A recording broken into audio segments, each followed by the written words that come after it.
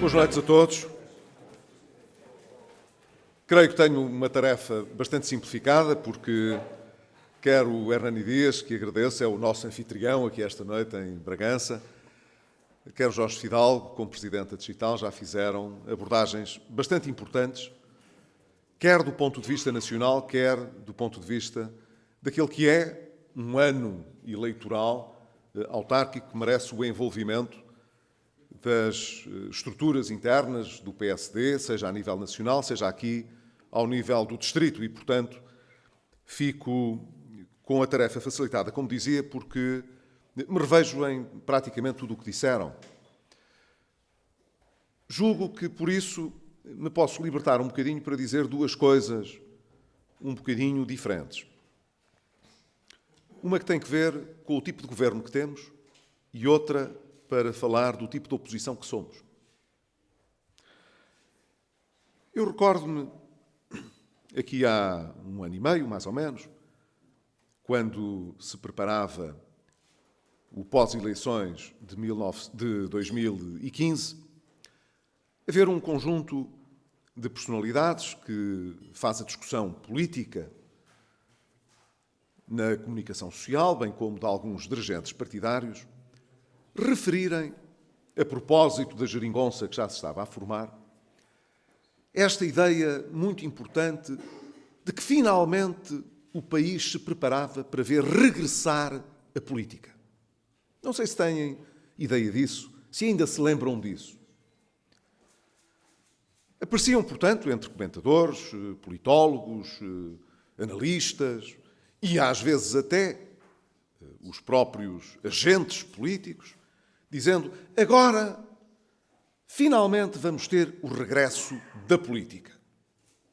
O que é que isto queria dizer? Até certo ponto, uma tomada de posição e uma visão de que até ali o governo não obedecia à política. Era um governo tecnocrata.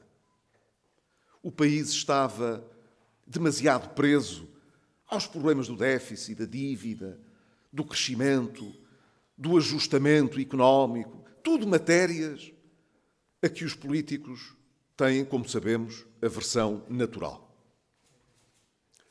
Um governo, portanto, com uma visão tecnocrática. A partir dali seria possível uma visão mais política. Eu creio que precisamos muito de olhar para o tempo que passou para tentar perceber o que é essa visão política e em que é que ela contrasta com a que existia antes. O que é que se entende pelo regresso da política? Quem esteja atento àquilo que se tem vindo a passar percebe com facilidade. Quem acha que é preciso dar primazia à política são aquelas pessoas que acham que os governos, os primeiros-ministros, os ministros, o pessoal da política, deve ter uma habilidade especial para não dizer coisas que as pessoas não gostem de ouvir, para evitar a saliência de certos problemas, satisfazer o mais possível mesmo as posições contrárias que possam emergir na sociedade, não fazer ondas, portanto. Ainda que isso possa trazer a prazo complicações sérias, quer para contas públicas, quer para as empresas e para a economia e, portanto, para as pessoas, ir fazendo os possíveis por trazer as pessoas satisfeitas, distribuindo o que há, achando que o futuro é uma coisa sempre muito longínqua. O que é preciso é ir sobrevivendo a cada dia, a cada semana, a cada mês. O que é preciso é estar, aguentar e depois se vê. Tudo se há de resolver. E esta realmente tem sido mais ou menos a filosofia geral de quem governa. Reparem bem, ainda há pouco ouvi o Hernani fazer uma referência rápida ao problema do salário mínimo nacional. E teve de dizer, e muito bem, nós não estamos contra o salário mínimo nacional, nós até aumentámos o salário mínimo nacional quando estivemos no governo. Nós somos daqueles que acham que faz sentido existir um salário mínimo nacional e que ele deve ser melhorado na medida das possibilidades. Qual é então a discussão que se deve fazer à volta do salário mínimo nacional? O que se faz sobre os outros salários. Nós adoraríamos ser um país muito mais rico do que somos e, portanto, ter salários muito melhores do que aqueles que temos. Alguém tem dúvidas? Ninguém tem dúvidas sobre isto. Mas o salário mínimo nacional, que as empresas pagam, é fixado pelo Estado. Não é fixado pelas empresas. Enquanto que os outros salários, as empresas fixam-nos de acordo com as suas possibilidades, o salário mínimo nacional é o governo que fixa. E depois as empresas têm de o pagar. O que significa que a maneira como o Estado define o salário mínimo não é indiferente para a generalidade das pessoas e para as empresas. Se o Estado for tão irrealista que fixe, vamos supor, um salário mínimo nacional de 1.000 euros, a maior parte das empresas deixa de ter condições para os poder pagar. É assim. E então, se isso acontecesse, qual era a perversão daquilo que seria uma medida muito simpática para toda a gente? E ninguém duvida disto. 1.000 euros por mês não é uma fortuna. Não se pode dizer que alguém fique rico a ganhar 1.000 euros por mês. Portanto, se o Estado fixasse um valor destes, qual era, paradoxalmente, a consequência? Era haver cada vez menos pessoas a poder trabalhar, porque as empresas não tinham condições de contratar, porque não podiam fazer face a essa despesa. É isto que nós queremos? Não é. O que nós queremos é dar a possibilidade de ir melhorando o salário mínimo, tendo a certeza de que isso sempre implica que os outros salários também possam melhorar, e eles só podem melhorar na medida em que os negócios corram bem às empresas, que elas possam crescer, que possam faturar mais, que possam ter melhores rendimentos para poder distribuir esses rendimentos. O Governo decidiu que nestes 4 anos o salário mínimo devia aumentar 19%. Está decidido. Umas vezes fazem de conta que não está, outras vezes informam-nos que o programa do Governo já disse que está. Daqui até ao final da legislatura, o salário mínimo vai convergir para os 600 euros, portanto, passa dos 505 para 600, é um aumento de 19%. Alguém está à espera que a economia portuguesa cresça 19% nestes 4 anos? Que a produtividade do trabalho cresça 19% nestes 4 anos? Alguém está à espera de ser aumentado 19% nestes 4 anos, de um modo geral? A resposta é não. E é não porquê? Porque nada se está a mover no país que nos leve a antever um crescimento desta natureza que sustente o pagamento destes salários. É tão simples quanto isso. Então a política não devia ter atenção a isso? Isto não é política? A política é encaminhar as empresas para o desastre ou as pessoas para o desemprego? Não podia ser isso. Não é assim que podemos entender a política. A política tem de ser alguma coisa que consiga colocar o país a crescer de tal maneira que estes nossos objetivos se possam concretizar sem os efeitos perversos que eu anunciei. Mas é isso que se está a passar? Não é. Reparem, ainda ontem tive a ocasião de recordar isso. O Ministro das Finanças queixa-se imenso dos organismos internacionais que falham as previsões. Mas não se lembra que quem mais falhou a previsão sobre o crescimento da economia portuguesa foi ele. Antes de ter sido ministro, imediatamente antes, previa que a economia crescesse bem acima de 2%. Quase 2,5% em 2016, no ano passado. Quando apresentou o orçamento para 2016, a meta era que a economia crescesse 1,8%. Não sabemos se crescerá 1,3%. Com muito boa vontade há quem diga, talvez 1,4%. Um bocadinho acima daquilo que o Governo depois teve necessidade de rever em baixa. Então, se a economia crescesse 1,8, ou 2, ou 2,5, talvez houvesse alguma condição para que os aumentos salariais fossem um bocadinho maiores. Mas ele enganou-se nessa projeção. O que é que devia ter feito? Corrigido também aquilo que eram as perspectivas para a evolução das remunerações. Isto deve fazer parte da política. A política não pode andar descasada da vida real. Mas o tempo que vivemos hoje assimila a política não àquilo que tem que ver com a realidade, mas àquilo que tem que ver com o que nós gostaríamos que fosse a realidade, independentemente dela se poder concretizar ou não. Quer dizer, é uma visão um bocadinho infantil, que é dizer assim: nós gostaríamos que os rendimentos fossem maiores, 20% mais. Portanto, vão ser. Quando a pergunta política importante era: nós gostaríamos que os rendimentos crescessem 20%. O que é que temos de fazer para que as empresas e a economia pudessem pagar esses rendimentos? E é esta ausência de racionalidade que faz a política que nós hoje em dia vivemos uma armadilha muito séria. Porque ela não apenas se assimila, como eu estou a dizer, a uma espécie de infantilidade do discurso político, mas também porque se confunde com frequência com a mistificação e com a dissimulação da realidade.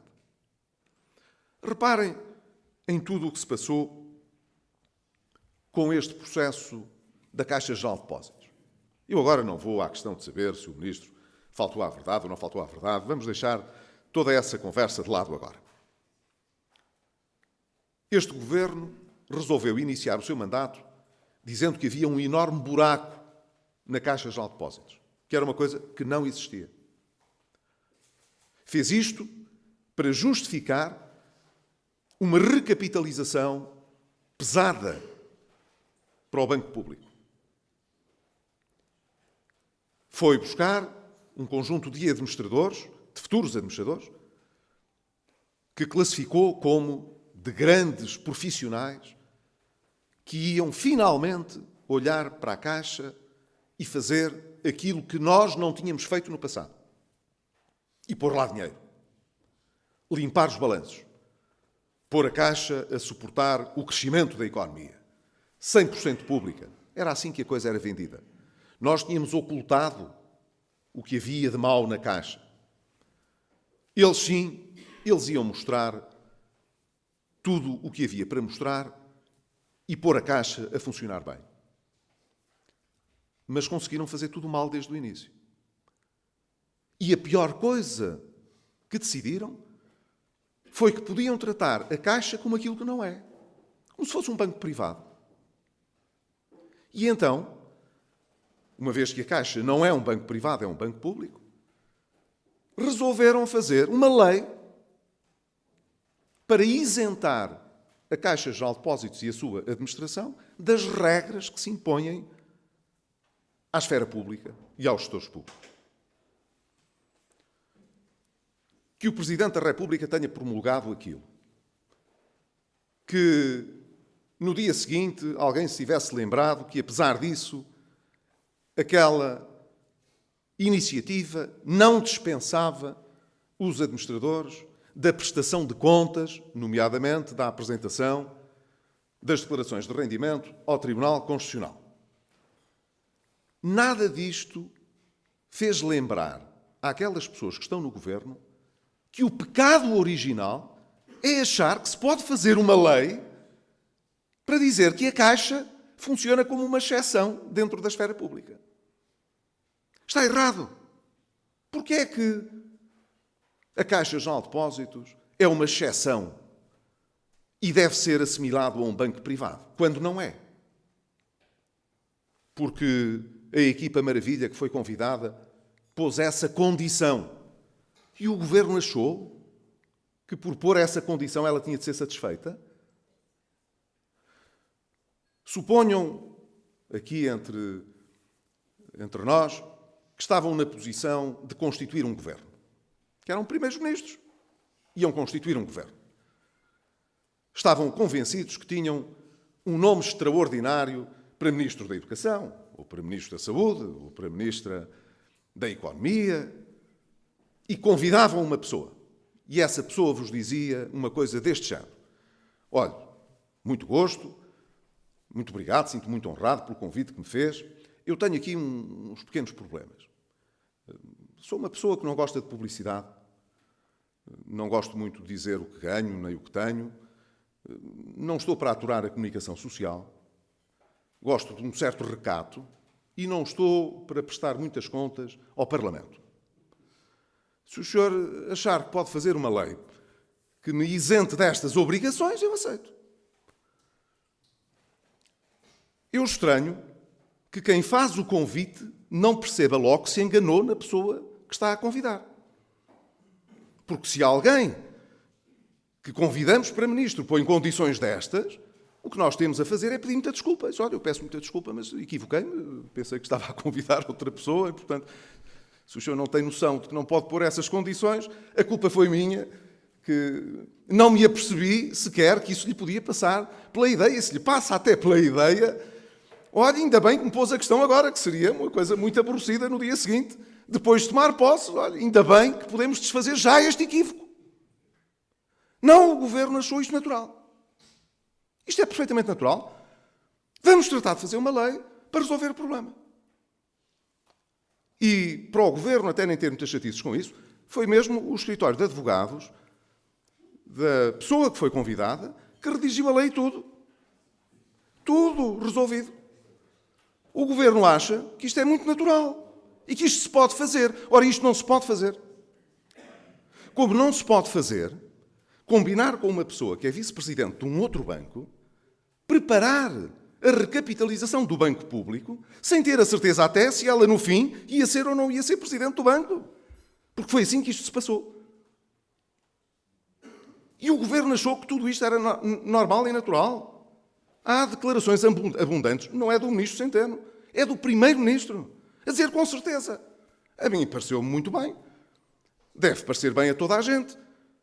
O próximo Presidente da Caixa só aceita ser Presidente da Caixa se o plano que propõe for aceito em Bruxelas e em Frankfurt. É assim mesmo. Só revela a responsabilidade da parte dele. Portanto, enquanto ele ainda não é Presidente, toca de negociar em Bruxelas e em Frankfurt as condições para se fazer a recapitalização da Caixa. Não percebe o absurdo da situação? Quer dizer, o Governo acha que pode ter, como se costuma referir, sol na eira, chuva no Natal. E isso, simplesmente, conduz sempre a grandes equívocos. O que se passa com a Caixa é a consequência do regresso da política. Só que é da má política. Não é o regresso da política, é o regresso da má política.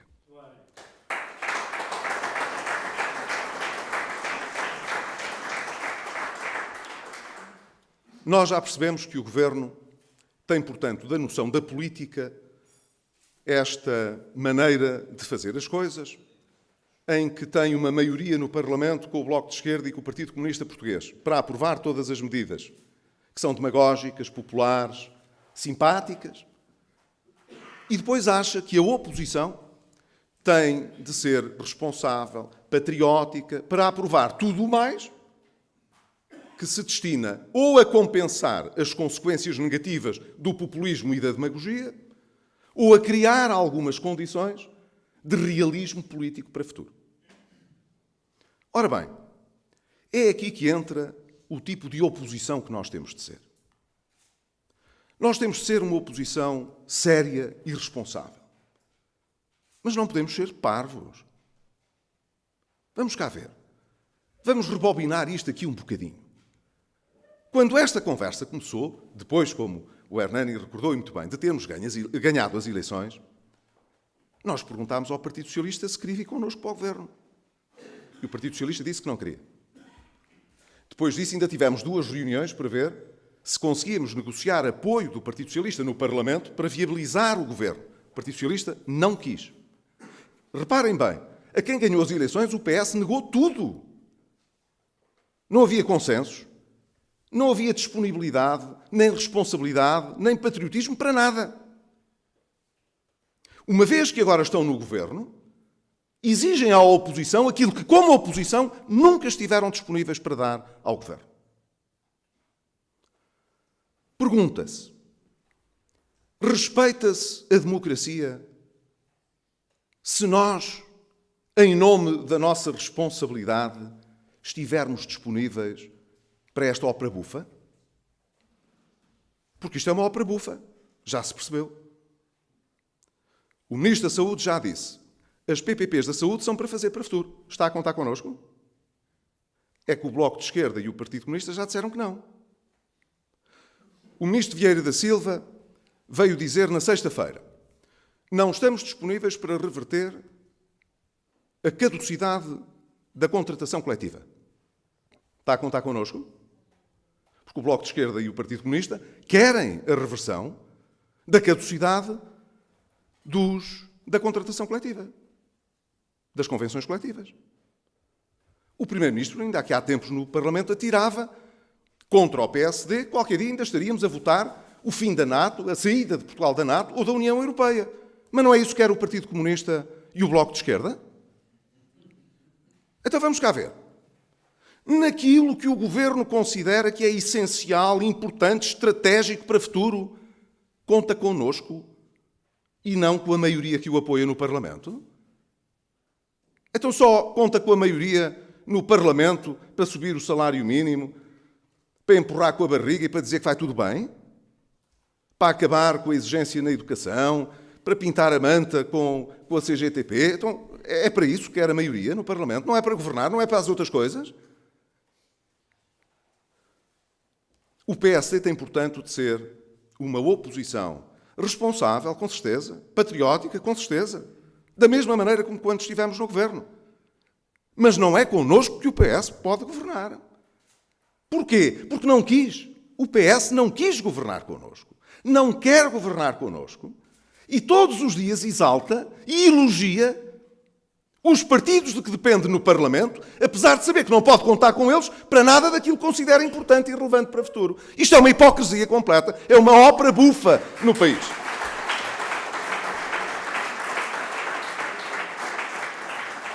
Eu creio que o que se passou com a TSU foi importante para que as pessoas, pela primeira vez, tivessem uma noção do quão ópera bufa isto é. Do quão frágil é esta maioria que nos tinha sido vendida como uma maioria duradoura, coesa e estável. É muito importante, se não querem faltar à palavra que deram ao país, e na altura ao Presidente da República, que pelo menos se comportem como tal. Não sei se é por haver eleições autárquicas este ano que o Partido Comunista começa a distanciar-se do governo. E vai dizendo: não, isto não é o nosso governo. Isto é um governo minoritário do PS. Mas mantém. O governo minoritário do PS só não é governo se não quiser, porque a gente não deixa mais ninguém governar. Aqui só governa o PS. Desde que o PS apoie as nossas medidas. Se quiser outras, que vá buscar o apoio do PSD e do CDS. Até isto é hipócrita. Porque o Partido Comunista Português devia, então, ter a coragem de dizer quais são as suas condições para ter este governo. Não é: o senhor tem todas as condições para governar porque a gente não deixa governar mais ninguém. Não, então que diga o que é que quer para o Partido Socialista minoritário governar. E o mesmo com o Bloco de Esquerda. Então que façam um acordo de incidência parlamentar, claro, para que se possa dizer que o Governo tem estabilidade para governar e que o Primeiro-Ministro não faltou à palavra quando disse que tinha um Governo estável com uma maioria coesa e duradoura. E que não venha daqui a 2 meses, ou daqui a 6 meses, ou daqui a 1 ano, dizer que lhe estão a tirar o tapete e que não lhe deixam passar o orçamento, ou que não lhe deixam passar o programa de estabilidade, ou qualquer outra coisa deste género. Porque não se pode andar a brincar com os portugueses e com o país, com os governos. Este é o tipo de governo que temos e esta é a oposição que nós devemos fazer, tal como eu a entendo. Julgo, por isso, que é indispensável que nós possamos afirmar uma linha política que seja de uma demarcação absoluta desta mistificação que tem vindo a ser vendida ao país. Deixem-me dar um exemplo final que eu acho que é muito importante numa semana em que nós discutimos no Parlamento medidas que podiam ser relevantes para a competitividade da economia portuguesa.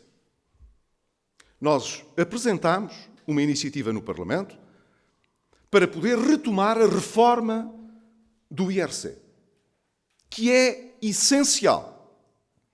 O investimento caiu em Portugal no último ano. Não caiu por acaso. Caiu por muitas medidas que foram revertidas pelo atual governo. E uma dessas medidas é justamente a reforma do IRC que nós tínhamos apresentado e até foi a única matéria na qual o Partido Socialista, na anterior legislatura, apoiou o governo. Reverteu essa medida. Ela é essencial para o país. Não é a única medida importante para a competitividade. Mas o PSD apresentou uma proposta muito importante para a competitividade. Só é possível atrair mais financiamento externo se nós formos fiscalmente mais competitivos também. Ora, não podemos estar a competir com países que têm níveis de fiscalidade sobre as empresas muito mais baixos do que os nossos. Porque em igualdade de circunstâncias, os investidores vão para aqueles países em que, evidentemente, a fiscalidade é mais favorável. É assim. Por isso é que a Irlanda tem tantas empresas e por isso é que tem crescido tanto nos últimos anos. O IRC lá pesa 11%, 12%.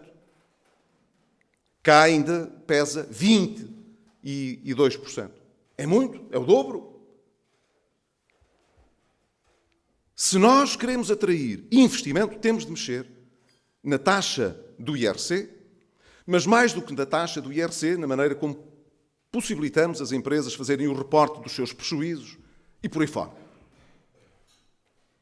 O Partido Socialista chumbou com o Partido Comunista Português e com o Bloco de Esquerda esta proposta. E agora, reparem, fez isto numa altura em que nós sabemos que os Estados Unidos da América se preparam para fazer o que fez a Irlanda. Os Estados Unidos já disseram, o novo presidente dos Estados Unidos, podem gostar dele ou podem não gostar, mas ele já disse, a fiscalidade para as empresas nos Estados Unidos vai baixar significativamente. O que significa que os Estados Unidos irão captar uma parte importante da liquidez que existe para investir nos Estados Unidos. Então, e numa altura em que isto acontece, nós desperdiçamos a oportunidade de retomar uma reforma importante que podia atrair mais investimento para Portugal? Devia ser ao contrário.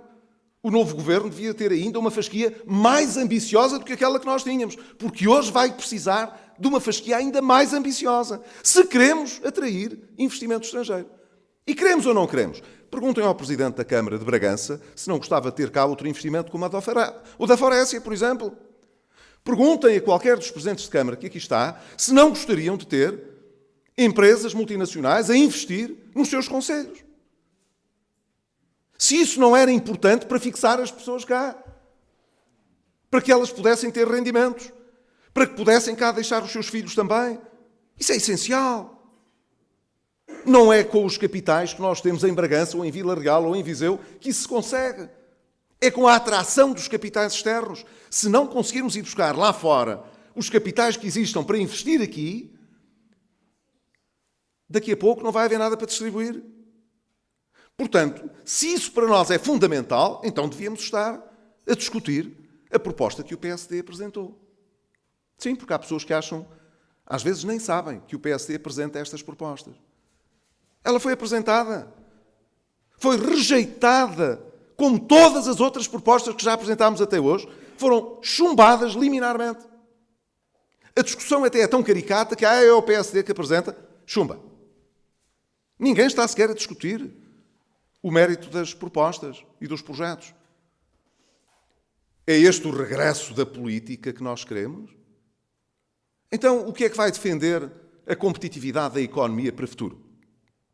Qual foi o acordo não escrito, já que estamos na altura em que parece ser muito difícil ver a assinatura dos membros do governo, seja no que for, qual é o compromisso não escrito para que se tivesse alcançado o acordo de concertação social que se alcançou? O que é que o governo andou a prometer? Por que é que não dizem? Têm medo que a geringonça não goste? Têm medo que o PSD possa não apoiar outra vez e lá se vai o governo? Acham que é assim que se governa? A dizer coisas diferentes, a gente diferente, até que um dia nos encontramos todos e percebemos que a um de nós uma aldrabice foi dada? É esta a grande forma de fazer política? É este o grande talento e a grande habilidade para governar? Dissimular, esconder, a cada um dizer uma coisa diferente e depois, sobretudo, desvalorizar e dizer que isso tudo são tricas. É esta a maneira de olhar para o futuro no país? Eu não me conformo com isso. E é porque não me conformo com isso que persisto em que o PSD tem de ter uma maneira séria de estar na política. Há bocado, quando estava na feira em Vinhais, houve uma pessoa que veio ter comigo e disse-me que o senhor também podia ter feito um bocadinho mais para ter a maioria absoluta nas últimas eleições. Vê, eles agora estão a dar tudo, o senhor tinha dado mais qualquer coisinha e tinha tido a maioria absoluta. Hoje estávamos no governo, era especial, porque é que tem essa mania? E eu tentava explicar ao senhor que não considerava sério que depois de estar 4 anos a preparar uma coisa que devia funcionar com importância para o futuro de todos, só para ver se tinha mais uns votozinhos, estivesse a fazer o contrário do que tinha feito nos anos anteriores. Então, nos anos anteriores, eu estava-me a preocupar com o futuro e naquele ano só me interessavam as eleições? Alguém levaria isso a sério no país? Ele, coitado, achava que eu devia ter pensado melhor. E eu pensava, cá para mim, devia ter sido como este. Devia fazer como o que está lá agora. O que interessa é a política. O resto que se lixe. Pois é, mas a nossa maneira de ver as coisas não mudou. Não é por estarmos na oposição que agora vemos de outra maneira. Não devemos brincar com o país. Não devemos brincar com as pessoas. Não lhes devemos vender ilusões que não sejam realizáveis. E não precisamos disso para mobilizar as pessoas, para ir mais longe, para poder ter dias melhores, para ter crescimento maior, para poder ter mais rendimento, para podermos, portanto, sustentar melhor o nosso estado social, para poder ter melhor saúde, para ter melhor educação. Não precisamos de iludir ou de ludibriar as pessoas para isso. Pelo contrário. Se queremos ser um país verdadeiramente desenvolvido, temos de aprender a lidar com os problemas reais que temos e temos de encontrar maneira de os resolver e não de fazer de conta que eles um dia se resolverão por milagre. É por isso que eu acho que o PSD continua a ser muito necessário em Portugal e que todos aqueles que nestes anos, que foram anos duros e desafiantes, convergiram comigo em não desistir de ter em Portugal um país com progresso e com desenvolvimento sustentável, hoje precisam de manter essa força revigorada, porque bem precisamos dela. Estamos a lidar com maneiras, disse-o ontem e repito hoje, com maneiras muito manhosas de atuar. Mas não, a melhor maneira de lhes ganhar não é ser mais manhoso, nem ser mais dissimulado, nem ter, portanto, mais talento para a má política. É persistir em tentar comunicar com seriedade às pessoas o que é que faz sentido fazer e depois lutar sempre por conseguir concretizar essa visão. É isso que eu espero que todos possam partilhar comigo e que levem esse espírito também para esta eleição autárquica que temos este ano. E agora vamos ao tacho, porque senão daqui a pouco falei mais do que aquilo que devia. Obrigado e um abraço a todos.